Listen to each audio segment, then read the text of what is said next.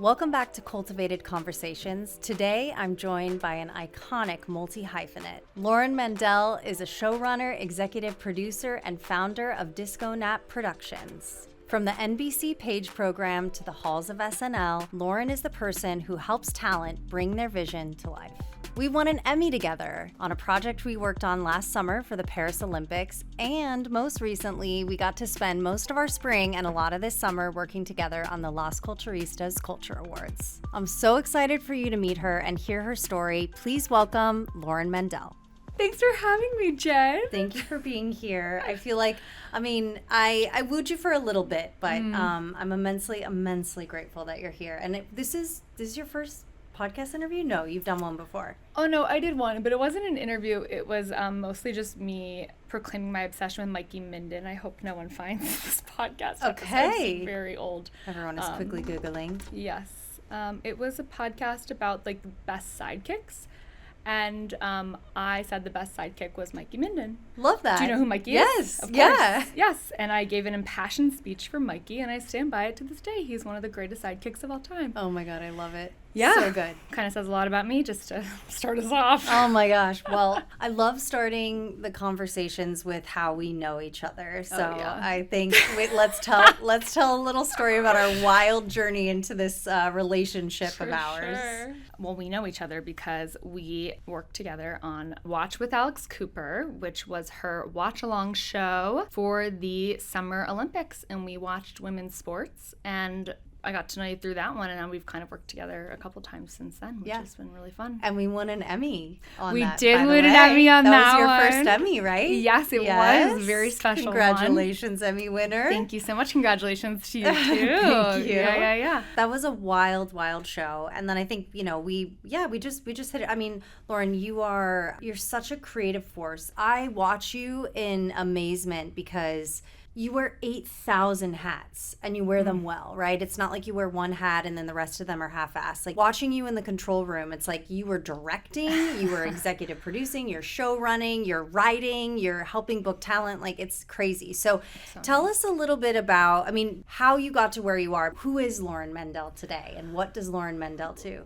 Oof, this is a great question. What do I do? I think I help talent do what they do, and I know that probably is not an answer you like from me. I get it. No, I get but it. I really do think I am the person who helps, like Julio Torres once described it to me as I am someone who helps talent catch their butterflies. Yeah. And that is such an abstract thing, but I actually kind of relate to it because I've always been obsessed with entertainment. I knew I was going to do this. I have a crazy entrepreneurial spirit, and so I tried on a lot of different hats, and you've seen me continue to try on a lot of different hats. Yeah. And I don't feel like one job description has ever fit me until producer, because no one can define a producer. Yeah. And I love that because that means I get to do a lot of different things. I came up, doing the Page Program in a year where it was the first ever rotational program, and we got to rotate all across the company and try different things. And I just kept NBC Page Program. NBC Page Program, yes, Kenneth the Page totally was on brand for me. And I just kept coming back to production, and I kind of knew that was always where I was going to land. Yeah, I know, it's funny. I think we talked about this on another episode where we were talking about how you can't define producer because it depends on the project. It depends on the day. Producers are the people who get shit done. Yeah. Yeah. And so many things need to be done in these projects. I think especially this day and age when they want more of a show for less of a team. You know, that's the whole MO. Okay, and then somewhat recently, within the last couple of years, you launched your own production company, Disco Nap. So what drove you to want to launch your own company, and how's that journey been so far? It was honestly something that I guess I was doing without even knowing I was doing it, because the youth asked if they could start working for me, and that was when I knew I must have a company because people are asking if they can work at it. When I was at SNL, which is what I did after the Page Program, my title was writer's assistant, and so I really wanted to make it known to everyone there. I want to be a producer really badly, and so whether I can read your scripts or I can produce your stand-up show, I would love to start like being seen as a producer. And I knew also at that show, like no producer was ever going to leave. And so if I wanted to do this, I was going to need to make it happen outside of the show. So I started just working with writers and cast members on projects outside of the show. You know, at the time it was Bowen Yang and Sudie Green and their brilliant friend Mo Fry Pasek on a show called Trine, which was a stand-up variety show at the Freehand Hotel, or Gary Richardson and Alex English and Devin Walker on a show at the Jane Hotel. And these like little things started growing into bigger things, and I started to need more infrastructure because it was like, oh, we need to pay people, and oh, we need insurance, and oh, maybe some like contracts could be good to protect myself. Sure. So the company came about because I had to take care of not just myself, but also like the people around me and make sure that like there were systems in place for them. And I think also I always knew I wanted to work for myself. I just didn't know what order it would happen in. I think I thought you had to work at a production company and a studio and a network. And then maybe if you made it at a network, you could leave and start your own thing because you would get like given a ton of money from someone to like start your own thing. Yeah. And I've just done it in completely different order. Yep. But I really love, like, I've always been an entrepreneur. Like, I've always made something. Yeah, you get to carve your own path. Yes. And I think that's actually one of the most beautiful roads to entrepreneurship, is something that you're kind of already doing, and then you sort of wake up one day and you're like, wait a minute, like, this is a thing, right? Yeah. This is a thing. And 'cause I feel like for me it was sort of similar. I was doing something and sort of saw some space, right, in between the walls, if you will, and then just went to fill that space. Yeah, especially like now, my business is essentially being it almost feels like what creative directors have been doing in music, but I am now doing it for comedians, right? So like being the person that is like scaling and creating larger experiences in comedy around talent's vision for their shows, but it goes like beyond that. It's like creating like ecosystems around like one idea, and that one idea like branches into other things. Like the Culture Awards. The Culture Awards is like so the most perfect example. Yeah, and that's another one we worked on together. Yeah, so we just did the Culture Awards. If you were living under a rock, you may not have heard, but you know, arguably one of the biggest moments of the summer. Yeah. And what an amazing show. And I know, I mean, I'd love, as much as you're willing to share, how did that come about? Because I think people tuned in and you just think, oh, you know, NBC, you know, wanted this show. But in fact, it's something that has been in the works and around for a bit. Totally. Oh my gosh. So I knew Matt and Bowen from pre-SNL. Matt actually was in my first pilot that I ever had made. Amazing. He was the sidekick in my first show called Night Late. That was an NBC pilot presentation, which is why I left SNL, actually, kind of crazy. And then Bowen, I also just knew from like UCB alternative comedy scene. So, I mean, it wasn't alternative for us. It was like everything. It was everything. So, I'm like, everything else was alternative. That was just like where we were. And I kind of was like known in that group as like a producer that you could call to like help execute your things. And so that summer, it was like going into summer 2022, they had been approached to, at Lincoln Center, do a show about these awards that they had like mentioned on their podcast. And they came to me because they were like, we've already told Lincoln Center we would do this idea. You have just produced the MTV Movie Awards. And at this point I had left SNL and been doing People's Choice Awards, VMAs, MTV Movie Awards. They're like, would you come and just apply what you've been doing there to our thing? And so like I kind of then built the infrastructure, brought on a team, created the rundown, and honestly took it as seriously as possible because I knew that would then allow them to like bring their humor as if I could treat it like the most traditional, serious award show. Yeah. And every year it just like grew a little more. At some point it was like very clear that they just, rightfully so, we all wanted it to just be able to like reach more people. Like this was such a special experience. I mean, the first year, so 2022, right? Like we're still in COVID vibes. And everyone in that crowd standing up together to do the Macarena was like one of the most bonding beautiful experiences like I've ever witnessed. Like that, like fan base, community, Katie's readers, publicist, finalists, Kyle's, is just such a special like group of humans that like whatever we could do to like continue to grow the show so we could just include more of them, like I think that was always the goal. Yeah. So every year there always was a conversation of like, should we stream it? Like, how can we stream it? We were doing a lot to try to make it happen sooner than it did happen.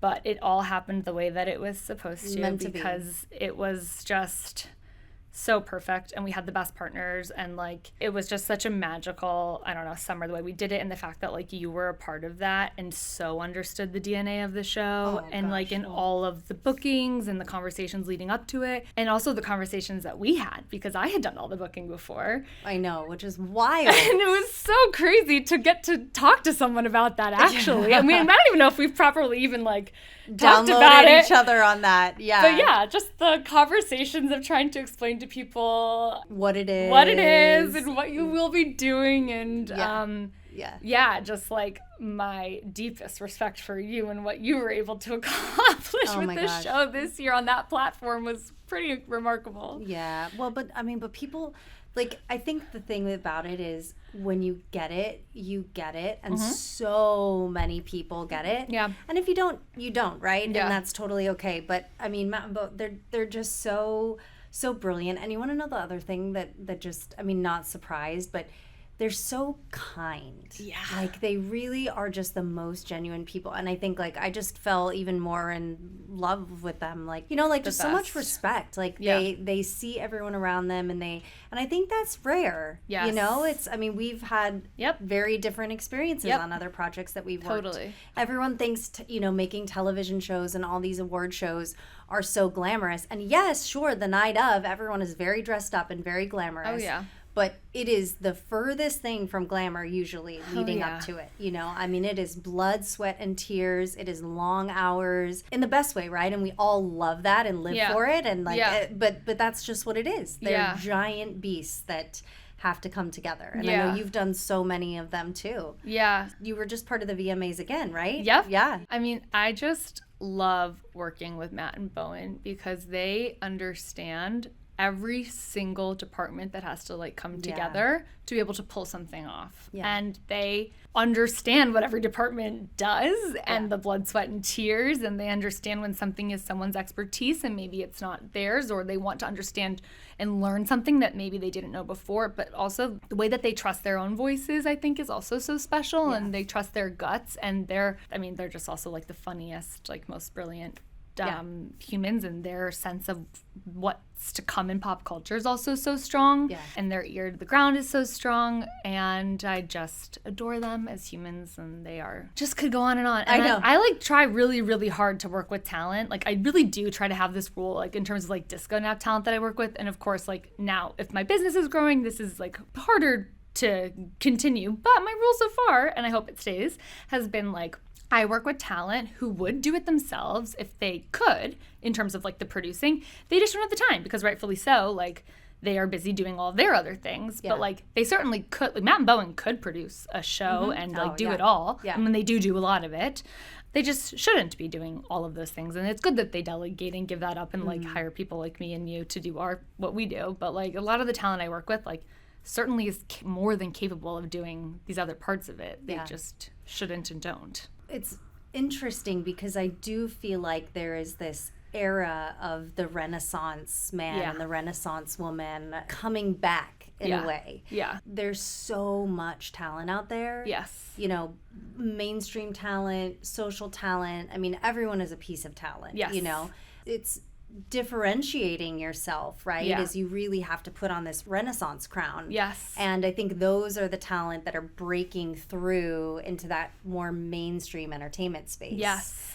In a way that I think has never been done before. Yes. Totally. So it's just, it's fascinating. I mean, speaking of the industry, what are some of the other things that have either terrified you or excited you, or just about where we are in this moment? Like, I'm so excited. I just see opportunity. The live space is where it's at, and that's what I've been focused on. So, yeah. I feel a lot of pressure because I feel like, oh my God, I'm going to miss it. And if I don't finish my thing fast enough, like I will miss this boom and then all this excitement will not have been worth it. I think our industry has changed more in those 5 years than it has in like probably maybe not 5 decades, but in a really long time. Yeah. And I think that's what's happening is there's this, it's almost confusion, right? Totally. And there's this sort of level setting to like, okay, what is the new normal? Yeah. And that makes people a bit uncomfortable, I think. Yeah, I'm able to say all of this because that system never worked for me. You. I never was able to monetize and like profit and found a place in that system. Yeah. Like I now am able to articulate a story of like success and like, yay, it all worked for me.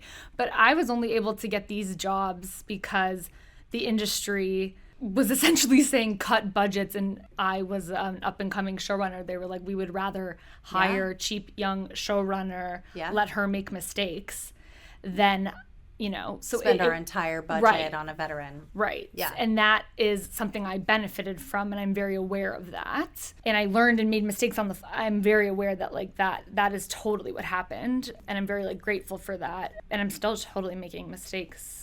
And I don't have mentorship for that reason too, right? Because there was no one who was like, I mean, my God, though, you are so mentorship to me, my friend. My Absolutely. Gosh. Are you serious? Oh my God, yes. That's why I feel like we've had like such a lovely relationship in the last year, because you have kind of like been that person that's been like, oh, I'm not going to like gatekeep from you. Like, this is how this happens. But I've never had that, because I have had people be like, I mean, I definitely was getting these jobs that I'm sure people were like, that was so-and-so's job before, but then young person who will do it for cheaper because what was her job before, you know? That, I mean, that's just my... Yeah, but also, like, give yourself a little more credit than that, you know? And advice to young people, right? Yeah. Breaking into the industry. Like, what would you say to them in times like this? Oh, man. I mean, you have to really, really love it and want to do it. Yeah. And you have to not be afraid to fail. And just...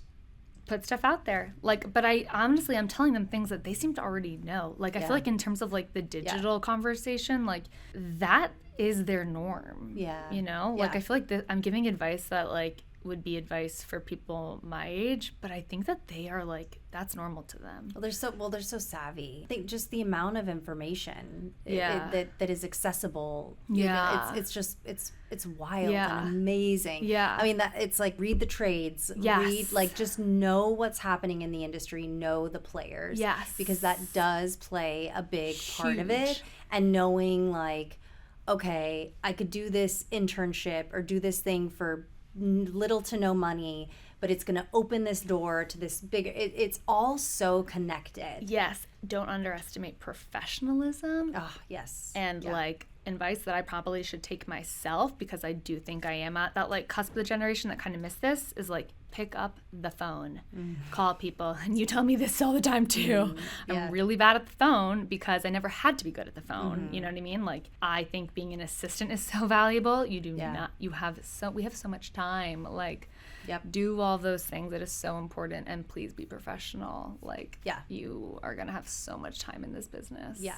Totally. Let's talk a little bit about creative process. Ooh. I feel like I actually don't know this about you. Like, what do you do? Do you lock yourself in a room, in a dark room with a candle and some jams and just like I'm just, what does that look like for you? Oh my God. I think that it is go out, see a ton of things, be at every concert, go to cool restaurants, dinners, like, be out, and then absolutely lock myself inside and like don't exist to anyone, because I actually think I have to process all of the things that I have exposed myself to. I don't actually think I process in real time, but I do say things to feel out how they sound coming out of my mouth, like I'm processing in real time, but I need to actually like internalize and think about them. Yeah.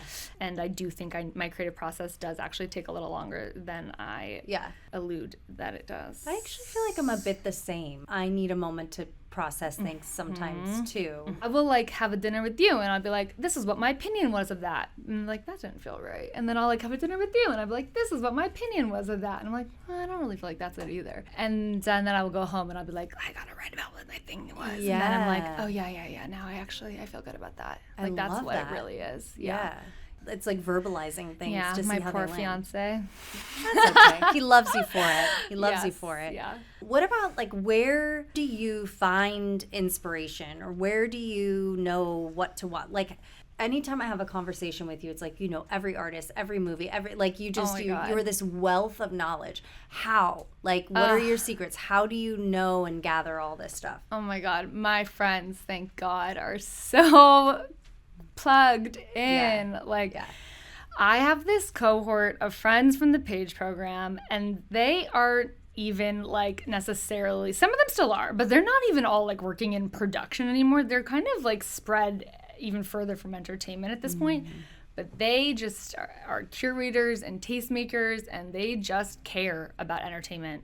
And like, I'm honestly like, part of moving back to New York has also been like inspiring for that reason for me too. Like, I have like a friend who cares the most about like restaurants, and I have a friend who cares the most about like hotels, and I have a friend who cares the most about like concerts. And maybe that might be me at this point. Like, actually, I'm that friend that no one is replying to in the group text about wanting to go to 100 concerts to, and that's okay. I'll go to a concert with you. No, you won't. At this point, I'm aware that my taste seems to be getting younger and younger, and people are like, we're not doing that anymore. Oh my God. But you will come to a concert with me. Yes. You will. You absolutely will. I will make you do that. Will. Please, you love music. You will come to a concert with me. There's very little that I'll say no to. Like, I don't really judge like what someone likes or doesn't like. Yeah. So yeah, I feel like instead of judging, it's almost like a filter to better understand someone. Yeah. You know, like what they're watching, the types of things they're listening to. Yeah. I feel like, again, it's not judgmental. Yeah.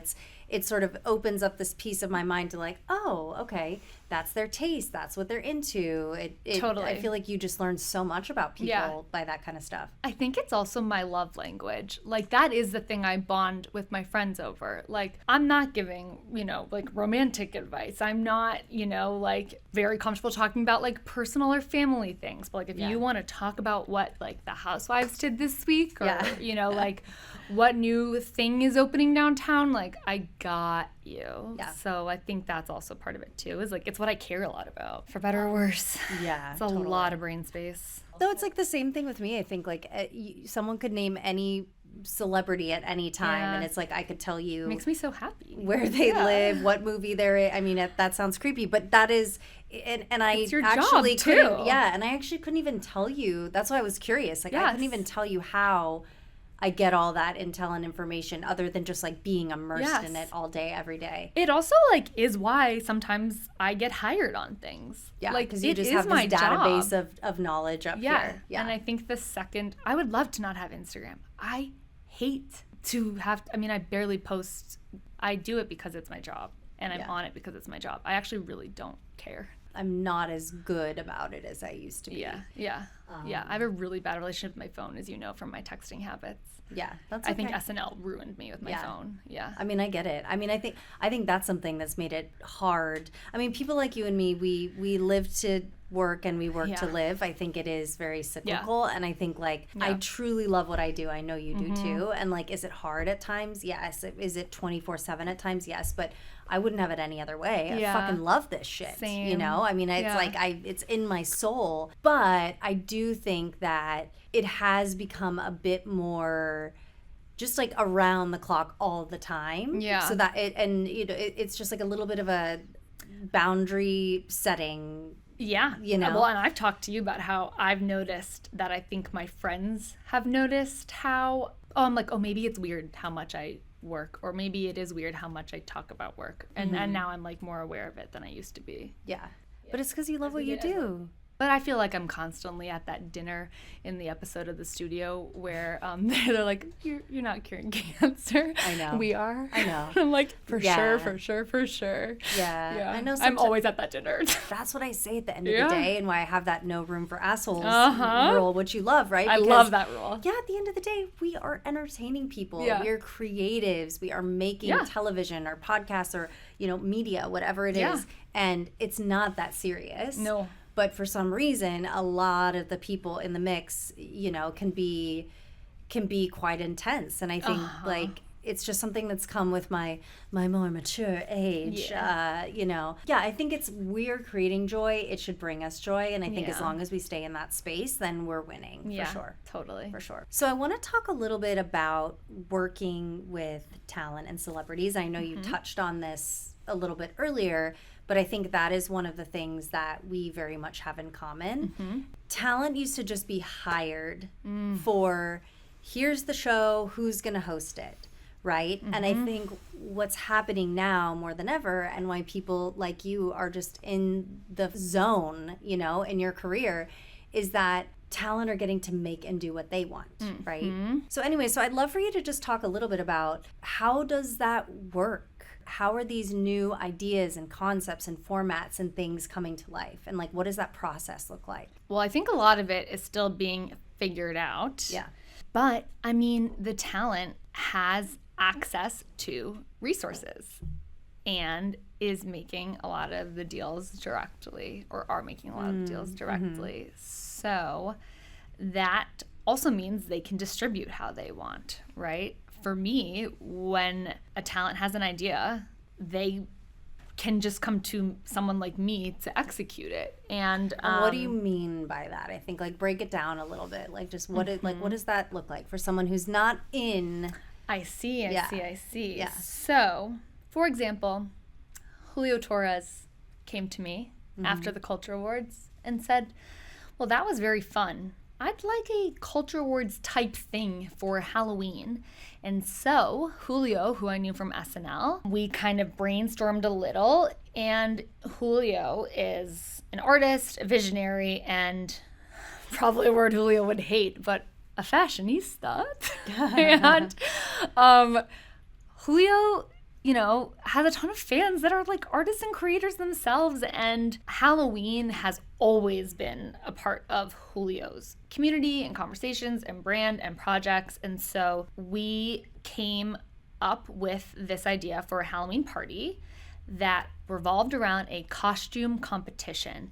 And the fans showed up, not just in like, this is a costume I got at Party City, but like, this is something that I made with my hands, and I had XYZ resources to put it together, and I somehow got on the train in this outfit, because it's Julio. It was also about, who were the nightlife hosts that could be a part of this evening?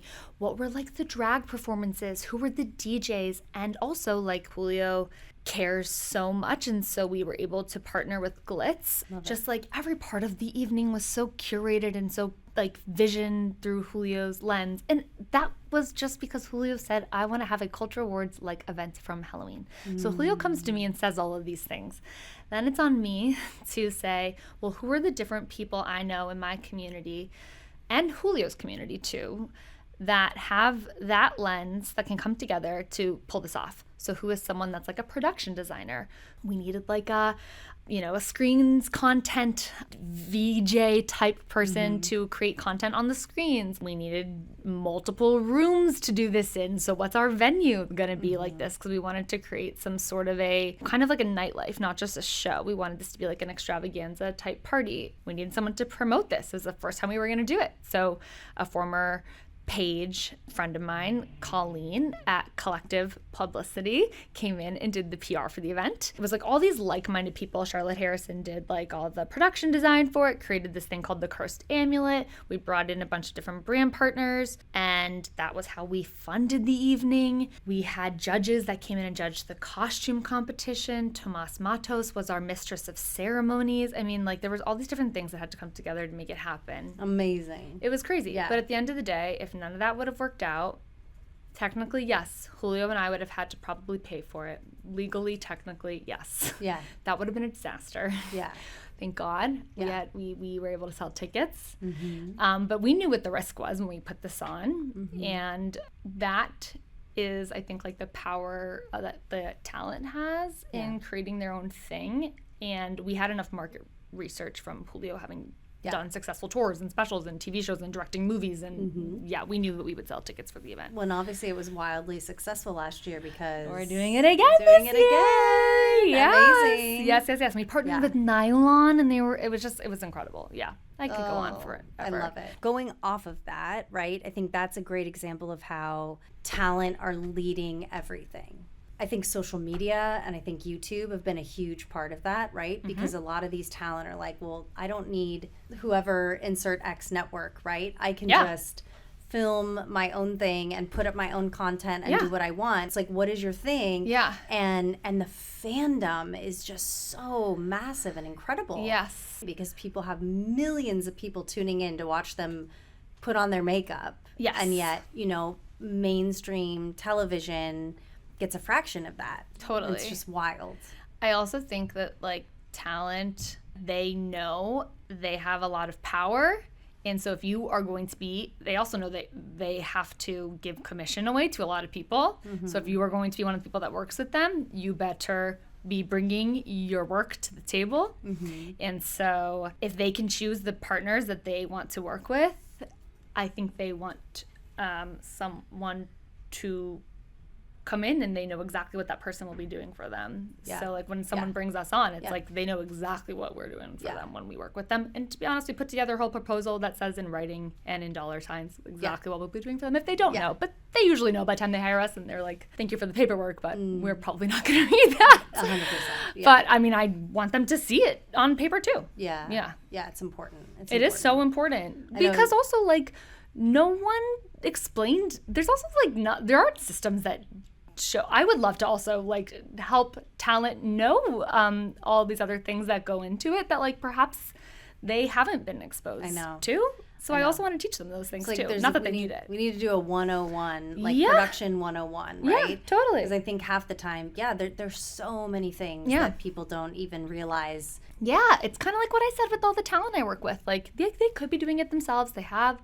all the ability to be doing it themselves. And I think it's important that they all know. I mean, on the podcast I do with Devin Walker, we meet every week, and we are all really transparent about this is what this process is, this is what this process is, so everyone knows who's working on what and what is going on, because this is new territory, So, Lauren, what are you the most excited about that's coming up, or what are some little things that you maybe can tease that you may be a part of?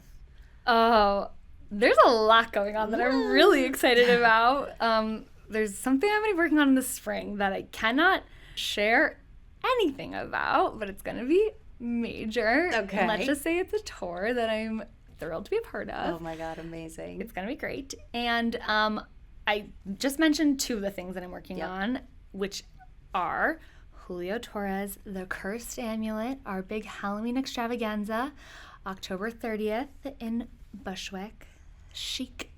I love the way that was your announcer voice. Yeah. Well, I feel like that's how Julio would want it to have been said. Yeah.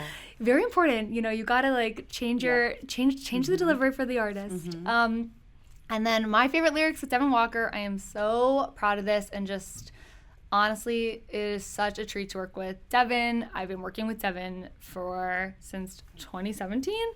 And this podcast is something we started developing a year ago, and it came out in May, and it's called My Favorite Lyrics. He talks to friends, comedians, musicians about the lyrics that they love, and the influx of people wanting to be on the podcast, we've talked about this, is crazy. Yeah.